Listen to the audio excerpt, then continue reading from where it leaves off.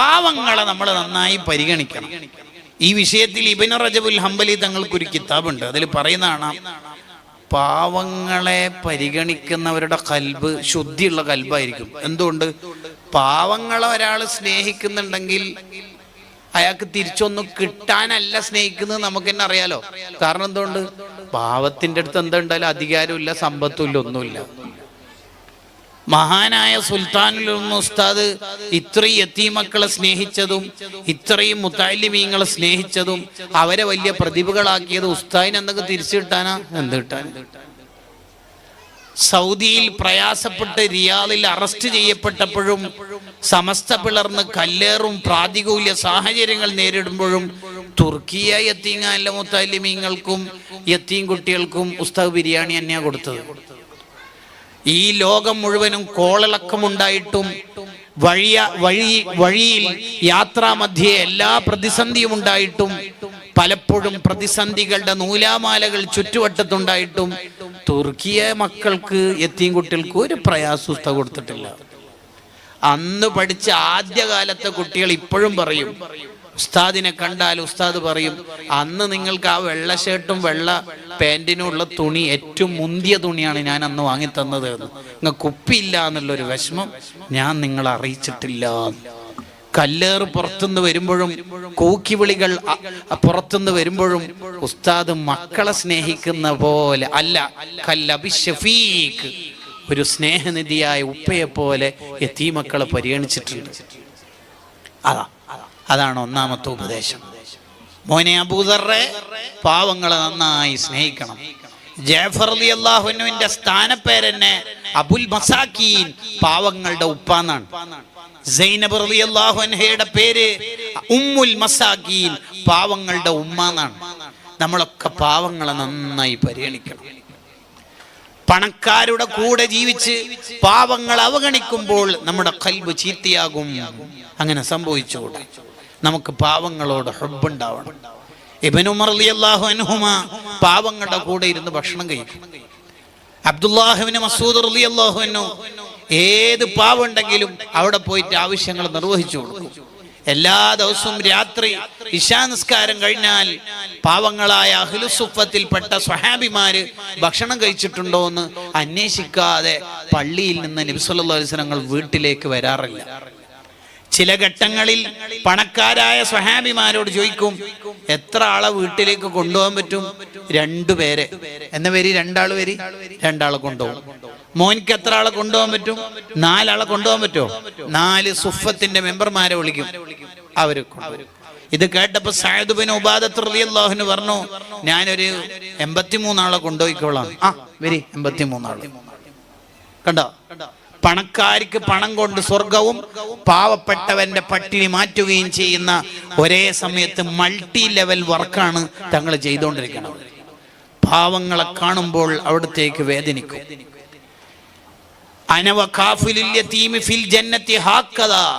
യതീമിനെ സംരക്ഷിക്കുന്നവനും ഞാനും സ്വർഗത്തിൽ ഇപ്രകാരമാണെന്ന് അവിടുന്ന് 2 വിരൽ ഉയർത്തിയത് കൊണ്ടല്ലേ ലോകത്തെ മുഴുവൻ യതീംഖാനയിലെ മക്കൾക്കും ഡിലീഷ്യസ് ഫുഡ് കിട്ടണത് അല്ലേ?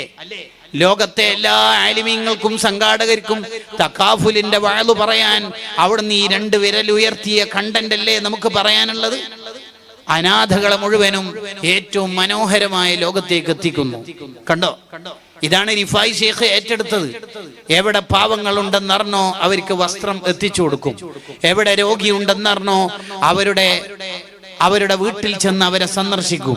അവരുടെ വീട്ടിൽ ചെന്ന് സന്ദർശിക്കൽ മാത്രമല്ല, ആ വീട്ടിൽ രോഗികൾ അഴിച്ചിട്ടിരിക്കുന്ന വസ്ത്രം മുഴുവനും അലക്കി കൊടുക്കും. ഈ റിഫായി ശൈഖ് റളിയല്ലാഹു അൻഹു തിരുറൗളയിൽ പോയിട്ട് പറയാ, ഫീ ഹാലത്തിൽ ബുഅദി റൂഹി കുൻതു ഉർസിലുഹാ, അഹ്മദിന്റെ മനസ്സും ആത്മാവും എപ്പോഴും മദീനയിൽ തന്നെ നബിയെ. ഇന്നിതാ ഉടലോടെ വന്നിട്ടുണ്ട്, എനിക്കൊരു പൂതിയുണ്ട്, പറയട്ടെ, ആഗ്രഹമുണ്ട്, ഒന്ന് തങ്ങളുടെ മുന്നിൽ ചൊല്ലട്ടെ. ഫംദുദ് യമീനക്, തങ്ങളുടെ 2 കൈ ഈ അഹ്മദിനൊന്ന് നീട്ടിത്തരാവോ? എനിക്കും തങ്ങളുടെ കൈക്ക് മുത്തം തരാൻ ഒരു പൂതിയുണ്ട്, വല്ലാത്ത ആഗ്രഹമുണ്ട്. റൗലന്റെ വാതിൽ തുറന്നു, ആ കൈ അങ്ങ് നീണ്ടുവന്നു. തുരുതുരാ മുത്തം കൊടുത്തു. 500 പേര് ആ കറാമത്തങ്ങ് കണ്ടു. ഈ അഹ്മദുൽ കബീറിന് എങ്ങനെയാ തങ്ങൾ കൈ നീട്ടിക്കൊടുക്കാതിരിക്കുക? പാവങ്ങളുടെ ഇഷ്ടത്തോഴനല്ലേ, യതീമക്കൾ കുപ്പയെ പോലെ ജീവിച്ച ആളല്ലേ. എന്തിന്? ഒരു പൂച്ചന്റെ ഉറക്ക് പോലും ശല്യപ്പെടുത്താതെ. ഒരു നായ കുഷ്ഠരോഗം പിടിച്ചു വന്നപ്പോൾ 40 ദിവസത്തേക്ക് ആ നായക്ക് വേണ്ടി ടെന്റ് കെട്ടി രാവിലെയും വൈകുന്നേരം അതിന് മരുന്ന് വെച്ചു കൊടുത്ത് 41ാമത്തെ ദിവസം ആ നായ രോഗമുക്തമായി തിരിച്ചു പോകുമ്പോ അൽഹംദുലില്ലാഹ് അഹമ്മദിന്റെ ജീവിതം മുതലായി എന്ന് ചിന്തിക്കുന്ന ഈ അഹമ്മദ് മോന് മദീനയിലെത്തുമ്പോ എങ്ങനെയാ കൂട്ടുകാരെ ആ റൗള ഷരീഫിൽ നിന്ന് കൈ നീളാതിരിക്കുക? പച്ച മനുഷ്യരുടെ കൂടെ ജീവിക്കാൻ നമുക്ക് കഴിയണം. ജാടകൾ അവസാനിപ്പിക്കണം. ബിഹുബ്ബിൽ മസാകീൻ വദ്ദുനുബി മിൻഹും, പാവങ്ങളെ നന്നായി ഇഷ്ടപ്പെടണം. രണ്ടാമത്തെ അവിടുത്തെ ഉപദേശം, അമറനി അൻ അൻളുറ ഇലാ മൻ ഹുവ തഹ്തി, മോനെ അബൂദർറെ താഴെ ഉള്ളവരിലേക്ക് എപ്പോഴും നോക്കണം. വലാ അൻളുറ ഇലാ മൻ ഹുവ ഫൗഖി, മുകളിലുള്ളവരിലേക്ക് നോക്കരുത്. താഴെ ഉള്ളവരിലേക്ക് നോക്കിയാൽ ഉണ്ടാവുന്ന മെച്ചം ശുക്ർ ചെയ്യാനുള്ള ഖൽബുണ്ടാകും. മുട്ടുവേദന ഉള്ള ഒരാൾ ചിന്തിക്കുക, കാലനില്ലാത്ത എത്ര ആളുണ്ട്, അപ്പോൾ പിന്നെ അയാൾക്ക് ടെൻഷൻ ഉണ്ടാവില്ല. 800 ആൾട്ടോ ഓടിക്കുന്ന ഒരാൾക്ക് ചിന്ത, എന്തോ വലിയൊരു കാറൊന്നും വാങ്ങാൻ എനിക്ക് വകുപ്പില്ലാത്തത് എന്നല്ല ചിന്തിക്കേണ്ടത്. വെയിലത്ത് നടന്നു പോകുന്ന ബൈക്ക് പോലും വാങ്ങാൻ കഴിവില്ലാത്ത എത്ര മനുഷ്യന്മാരുണ്ട് എന്നാലോചിച്ച് നോക്കിയേ. ഇങ്ങനെ ആരോഗ്യത്തിന്റെ വിഷയമാണെങ്കിലും സമ്പത്തിന്റെ വിഷയമാണെങ്കിലും നമ്മളെക്കാൾ താഴെ ഉള്ളവരിലേക്ക് നോക്കിയാൽ നമുക്ക് കിട്ടിയ നിഅമത്തിന്റെ വലിപ്പം നമുക്ക് മനസ്സിലാവും, തിരിച്ചറിയും. എന്ന് മാത്രമല്ല നമുക്ക് ശുക്റിന്റെ ഖൽബുണ്ടാവും, നന്ദിയുള്ള മനസ്സുണ്ടാവും. വലാ അൻളുറ ഇലാ മൻ ഹുവ ഫൗഖി, മുകളിലുള്ളവരിലേക്ക് നോക്കരുത്. വലിയ വലിയ ആജിക്കന്മാരുടെ കൂടെയും പണക്കാരുടെ കൂടെയും ജീവിച്ചാലുള്ള പ്രശ്നം എന്താന്ന് വെച്ചാൽ എപ്പോഴും ജാടുണ്ടാവും. നിങ്ങൾ കാണുന്നില്ലേ, വലിയ വലിയ ടീമിന്റെ PA, വലിയ വലിയ ടീമിന്റെ സർവൻ്റ് ഒക്കെ ആയിട്ടുള്ള ആൾക്കാർക്ക് ചിലപ്പോൾ അറബിയിൽ ഖാദിമെന്നായിരിക്കും, വേറെ തന്നെ ലെവല് വർത്താനായിരിക്കും അവരെ. അങ്ങനെയൊന്നും നമുക്ക് ഉണ്ടാവരുത്. ഒരു പാവമായിട്ട് ജീവിക്കണം, എപ്പോഴും പാവമായി ജീവിക്കണം. മുകളിലുള്ളവരിലേക്ക് നോക്കിയാലുള്ള പ്രശ്നം ആർത്തി ഉണ്ടാവും. ഞാനൊരു ഉദാഹരണം പറയാം. നമ്മളൊരു ഫോൺ വാങ്ങി ആകെ 3 മാസേ ആയിട്ടുള്ളൂ ഫോൺ വാങ്ങിയിട്ട്. ഒരു ഡാമേജും ഇല്ല. ഡാമേജ് ഇല്ലാന്ന് മാത്രമല്ല അത്രയും ക്ലിയർ, ഇന്ന് ഉപയോഗിക്കാൻ തുടങ്ങിയ പോലെ ഫീൽ ചെയ്യുന്നുണ്ട്. അപ്പോഴാണ് ഉപ്പ ഗൾഫിൽ നിന്ന് വന്നത്. ഉപ്പയുടെ അറബി അല്ലെങ്കിൽ ബോസ് ഒരു പുതിയ ഐഫോൺ ഉപ്പയ്ക്ക് സ്പോൺസർ ചെയ്തിട്ടുണ്ട്. പെട്ടി പൊളിക്കുന്ന സമയത്ത് ആ ഫോൺ നമ്മൾ കണ്ടിട്ടുണ്ടെങ്കിലും അത് വേറെ ആർക്കെങ്കിലും ഉപ്പ കൊടുക്കുന്നതായിരിക്കും എന്ന് കരുതി നെവർ മൈൻഡ് ചെയ്തു. പിറ്റേന്നും ആ ഫോൺ പെട്ടി പൊളിക്കാതെ മേശപ്പുറത്ത് കണ്ടപ്പോൾ ഉമ്മനോട്, അതാരതാ? അറിയില്ല മോനെ. ഉപ്പ ലുഹ്റസ്കരിച്ചു കഴിഞ്ഞിട്ട്, ഉപ്പ അതാരതാ? അത് ആരതൊന്നുമില്ല, എനിക്ക് ബോസ് തന്നതാണ്, എനിക്ക് ഫോൺ ആവശ്യമൊന്നുമില്ല, എനിക്ക് 5 മക്കളുണ്ടല്ലോ, 2 പുതിയ പിള്ളേരും ഉണ്ട്, ആർക്കെങ്കിലും വേണമെങ്കിൽ എടുത്തോട്ട് എന്ന് കരുതിയതാണ്. നമ്മളെ ഫോണാണെങ്കിൽ 3 മാസം മുന്നേ ഉപയോഗം തുടങ്ങിയ പുതിയ ഫോണാണ്.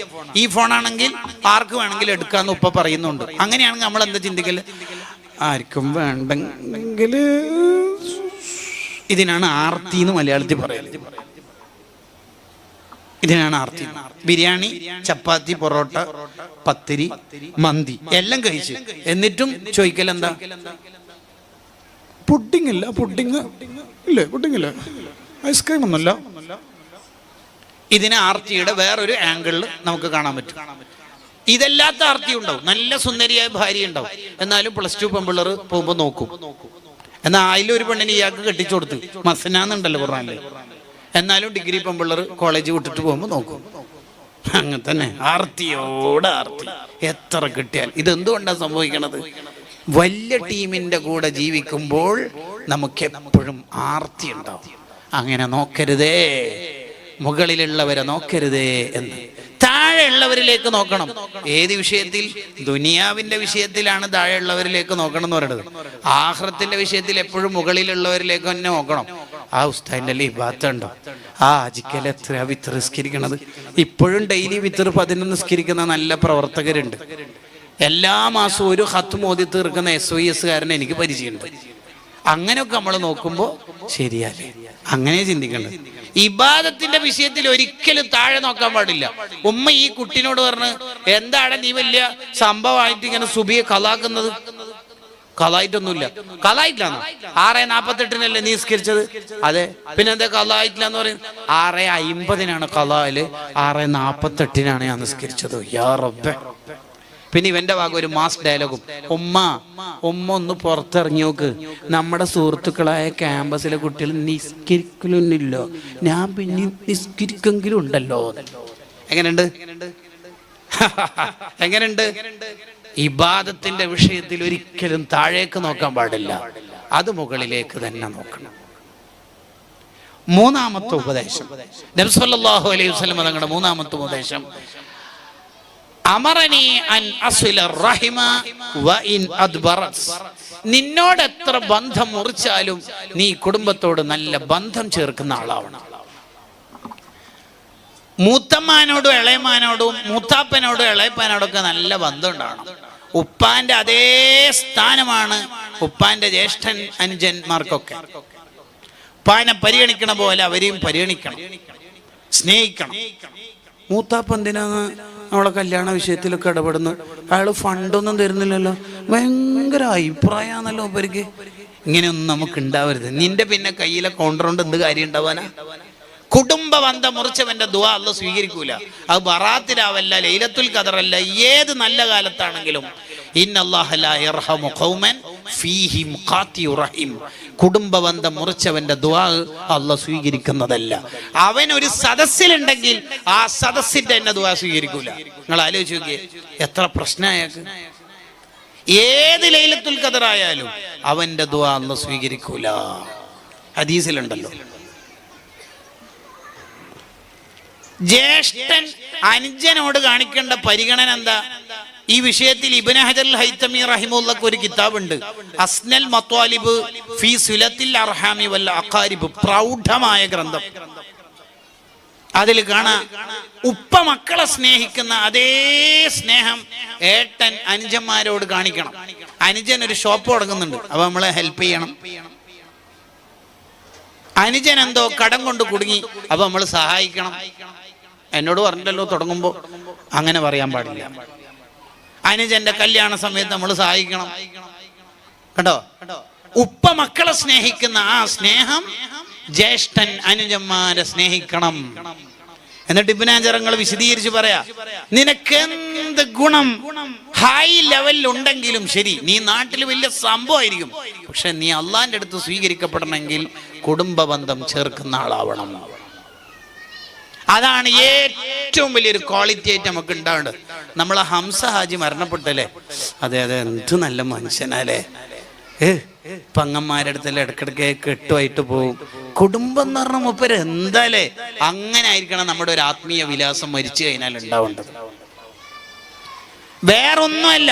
നിങ്ങൾ നോക്കൂ, ഹംസ റളിയല്ലാഹു അൻഹു ഉഹദ് യുദ്ധത്തിൽ കൊല്ലപ്പെട്ടപ്പോൾ നബി സല്ലല്ലാഹു അലൈഹി വസല്ലം തങ്ങൾ പറഞ്ഞ എന്താ? യാ അമ്മൽ മുസ്തഫ. നബി സല്ലല്ലാഹു അലൈഹി വസല്ലം തങ്ങൾ പറയാ, വഫാത്തായ ഹംസ റളിയല്ലാഹു അൻഹുവിനെ വിളിച്ചിട്ട് പറയണത്, ലഖദ കുൻത വസൂലൻ ലിർറഹിമി, നിങ്ങൾ കുടുംബ ബന്ധം ചേർക്കുന്ന ആളല്ലേ. ഹംസ തങ്ങൾക്ക് എന്തെല്ലാം പ്രത്യേകത ഉണ്ട്? സയ്യിദു ശുഹദാ ഉണ്ട്, ഇല്ലേ? ആ പ്രത്യേകതകളൊക്കെ വെച്ചിട്ട് നബി തങ്ങൾ ഹൈലൈറ്റ് ചെയ്ത് പറയണ എന്താ? ഹംസ തങ്ങളെ നിങ്ങൾ കുടുംബ ബന്ധം ചേർക്കുന്ന ആളാണ്. ആദ്യമായി ജിബ്രീൽ അലൈഹിസ്സലാമിനെ കണ്ടപ്പോൾ നബി സല്ലല്ലാഹു അലൈഹി വസല്ലം തങ്ങൾ പനി പിടിച്ച് വീട്ടിലെത്തി. ഖദീജ ബീവി പിന്നെ വർത്താനം പറയുമ്പോൾ എന്താ പറഞ്ഞത്? വല്ലാഹി ലാ യുഹ്സികല്ലാഹു അബദാ, തങ്ങൾ ഒരിക്കലും അല്ലാഹ് കൈവിടൂല, തങ്ങൾ പേടിക്കും വേണ്ട, തങ്ങൾക്ക് ഒരു ബുദ്ധിമുട്ടും വരൂല. ബിക്കോസ് അതിന്റെ കാരണം ഇന്നക ലതസിലുർ റഹിമ, തങ്ങൾ കുടുംബ ബന്ധം ചേർക്കുന്ന ആളാണ്. കുറേ നന്മകൾ തങ്ങളുടെ ഖദീജ ബീവി പറയുന്നുണ്ട്. പക്ഷെ ആദ്യം പറയുന്നത് എന്താ അറിയോ? തങ്ങൾ കുടുംബ ബന്ധം ചേർക്കുന്ന ആളാണ്. അതാണ് ഒരു മനുഷ്യന് വേണ്ട ഏറ്റവും വലിയ ക്വാളിറ്റി എന്നാ ഇബ്നു ഹജർ ചരിത്രം നിരത്തിയിട്ട് പറയണത്. നമുക്കൊക്കെ അതുണ്ടാവും. പെങ്ങള് കല്യാണം കഴിഞ്ഞത് നല്ല ചെക്കനാണ്, ഓന് നല്ല സാമ്പത്തിക കഴിവുണ്ട് എന്നുള്ളതൊന്നും നമ്മൾ നോക്കരുത്. നമ്മളെ പെങ്ങളെ നമ്മൾ കാണാൻ പോകണം. അവർക്ക് ഇടക്കിടക്ക് സാധനങ്ങളും സന്തോഷങ്ങളൊക്കെ ആയിട്ട് ഹദിയകളൊക്കെ ആയിട്ട് പോകണം. അവരെ നന്നായി സ്നേഹിക്കണം. മക്കൾക്ക് കുടുംബബന്ധം നന്നായിട്ട് പഠിപ്പിച്ചു കൊടുക്കണം. ഉമ്മ പഠിപ്പിച്ചു കൊടുക്കണം. ഉമ്മയാ പഠിപ്പിച്ചു കൊടുക്കേണ്ടത്. അതൊക്കെ നീ എവിടെ പോകുന്നടാ? കല്യാണം കഴിഞ്ഞിട്ട് എവിടെ പോകുന്നത്? മുത്തമ്മാൻ്റെ അടുത്താ? പോകലെല്ലാം പോയിക്കോ. കുറേ സാധനമൊന്നും അടുത്തേക്ക് ആവശ്യമൊന്നുമില്ല, ജസ്റ്റ് എന്തെങ്കിലും വാങ്ങിയാൽ മതി എന്നല്ല പറയേണ്ടത്. മൂത്തമ്മ എന്ന് പറഞ്ഞാൽ ആരാന്നറിയാം നിനക്ക്? ഉമ്മ ആ പണ്ട് കാലത്ത് 2 കൊല്ലം അസുഖത്തിൽ കിടന്ന മരണത്തോട് മല്ലിട്ടൊരു രോഗി, എനിക്കറിയില്ലേ? ആ കാലത്ത് നിങ്ങളെ മുഴുവനും അരിച്ചെടുത്തത് മൂത്തമ്മയാ. ആ മൂത്തമ്മക്ക് ഇപ്പൊ പ്രായമായി, നമ്മളെ ഉമ്മാമ്മന്റെ സ്ഥാനത്താണ്. നീ നന്നായിട്ട് പരിഗണിക്കണം കേട്ടാ. കുറച്ച് എന്തെങ്കിലും നല്ല ഹദിയല്ല മൂത്തമ്മക്ക് കൊടുക്കണം, അങ്ങനെ പറയേണ്ടത്.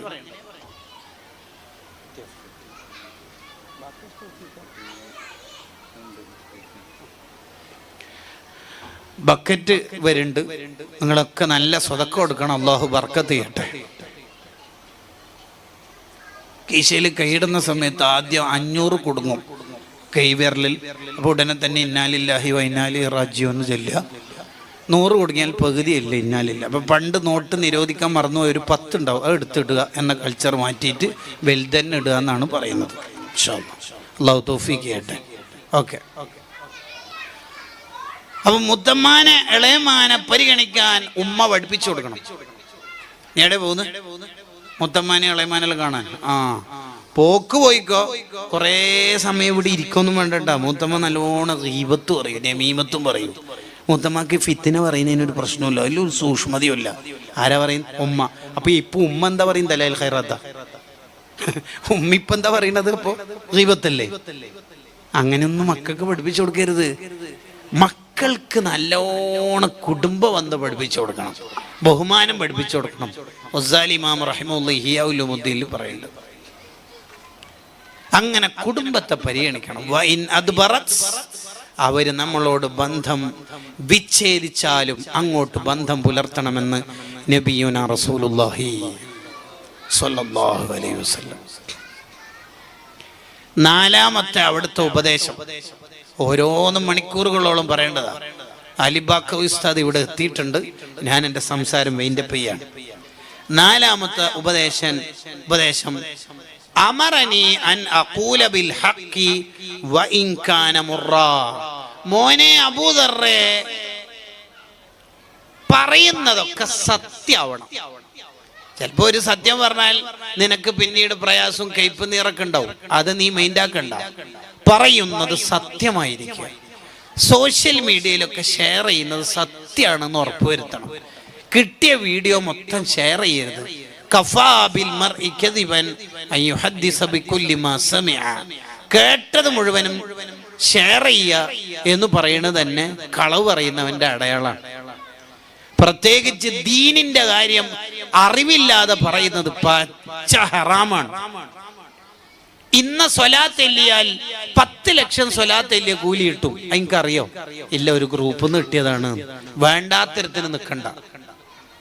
ആയത്തുൽ കുർസി ഓതിയാൽ 13 നേട്ടങ്ങൾ, എന്നിട്ട് നബി വചനം എന്ന് ബ്രാക്കറ്റിൽ, അതിൽ 12ഉം ശരിയാന്ന് വിചാരിച്ചോ. 1 കളവായാൽ കുടുങ്ങിപ്പോവും. കാരണം നബിതങ്ങളുടെ പേരില കളവ് പറഞ്ഞത്. നബിതങ്ങളുടെ പേരിൽ കളവ് പറയുന്നത് ഹറാമ് മാത്രമല്ല, വൻദോഷമാണ്, കടുത്ത തെറ്റായി പോകും. അതുകൊണ്ട് ഈ സാധാരണക്കാരായ നമുക്ക് ഈ സൂക്കേട് കുറച്ച് കൂടുതലാ. കിട്ടിയതെല്ലാം ഷെയർ ചെയ്യാൻ, അത് നമ്മൾ നിൽക്കണം. ഒരു വീഡിയോ കിട്ടി, ഇന്നാലിന്ന കൂലിയൊക്കെ അതിൽ പറയുന്നുണ്ട്, നമുക്കത് അറിയില്ല, അത് ഷെയർ ചെയ്തിട്ടില്ല എന്ന് വെച്ചിട്ട് ഒരു കുറ്റം ആഖിറത്തിൽ വരാനില്ല. അല്ലെങ്കിലും ഇസ്ലാമിൽ ഒരു ചെറിയ അബദ്ധം വന്നുപോയതിന് കൊല്ലങ്ങളോടുള്ള അമല് പൊളിഞ്ഞു പോവുക, ഭയങ്കര ശിക്ഷയൊന്നും ഇസ്ലാമിൽ ഉണ്ടാവും ചെയ്യില്ല. അത് കാണുമ്പോൾ തന്നെ മനസ്സിലാക്കുക ആ ഹദീസ് മൗദൂആണ്.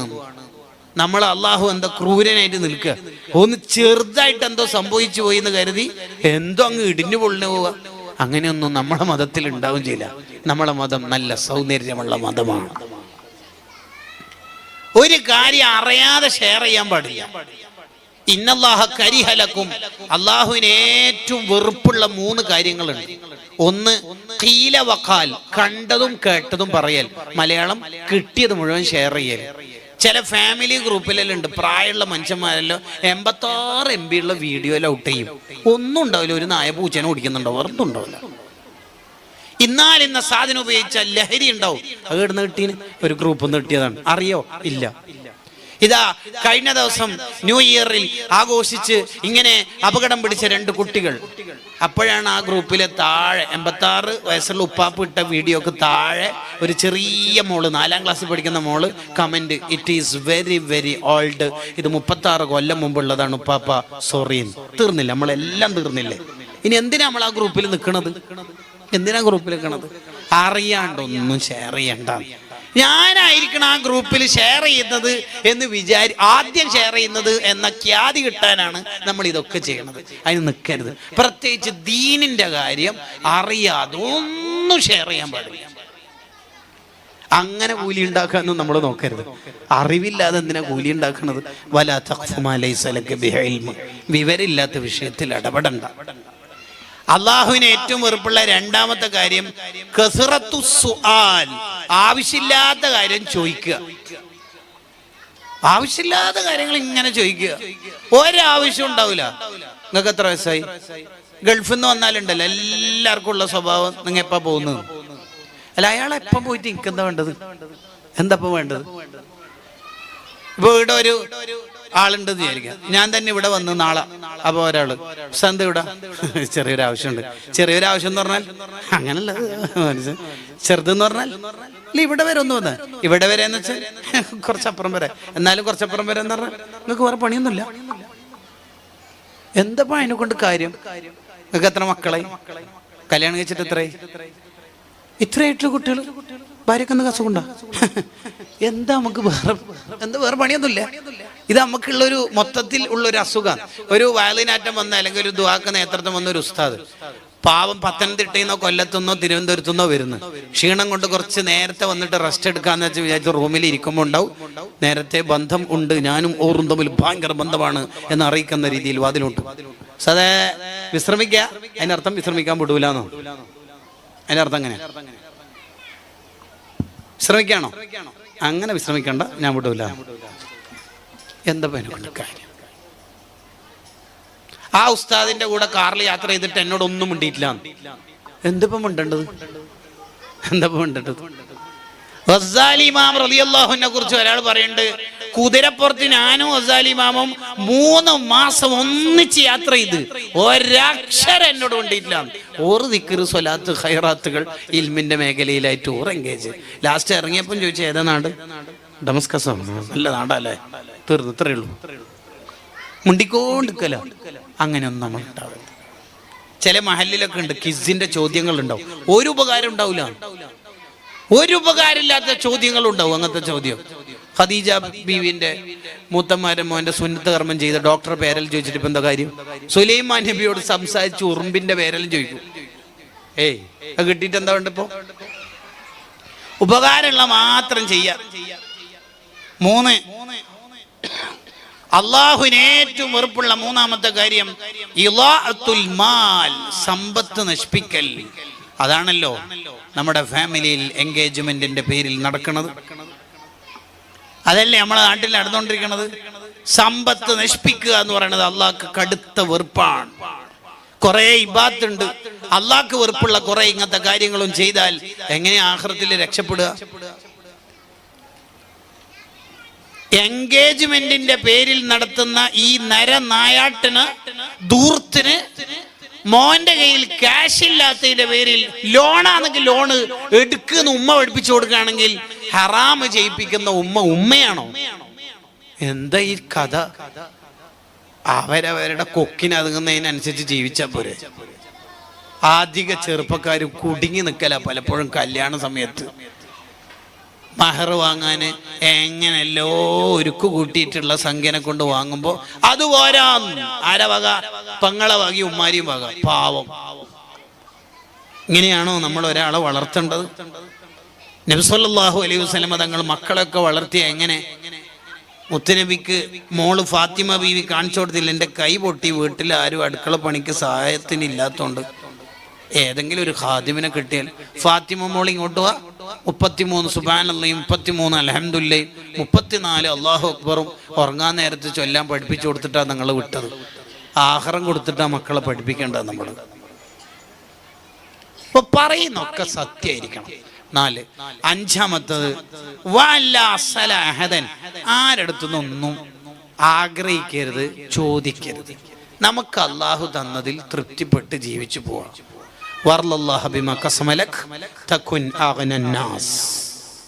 അള്ള തന്നതിൽ തൃപ്തിപ്പെട്ട് ജീവിക്കുക, യാചിക്കരുത്.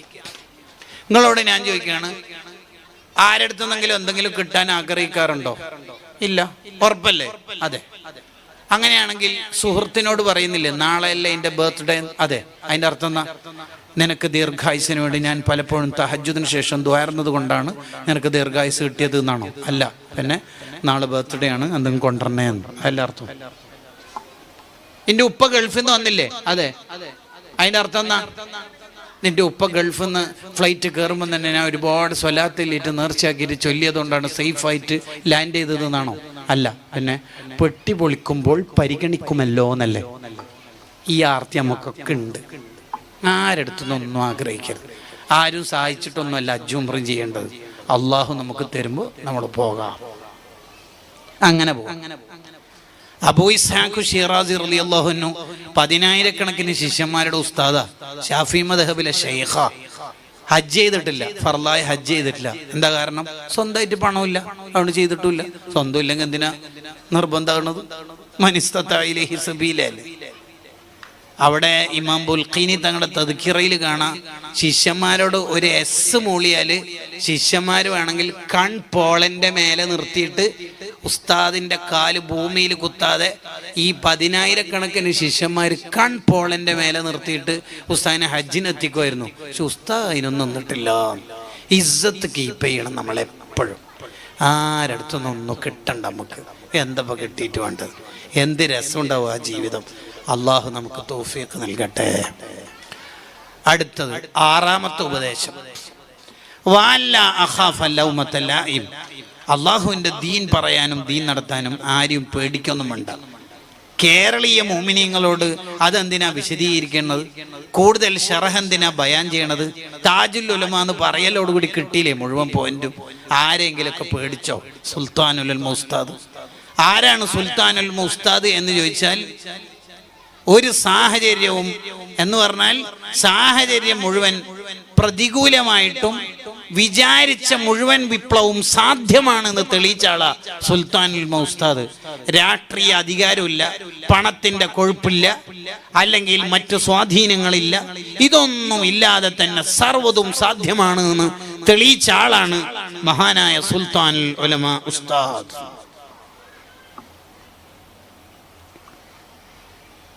നിങ്ങൾ ആലോചിക്കുക, അള്ളാഹു തൗഫീഖ് നൽകട്ടെ.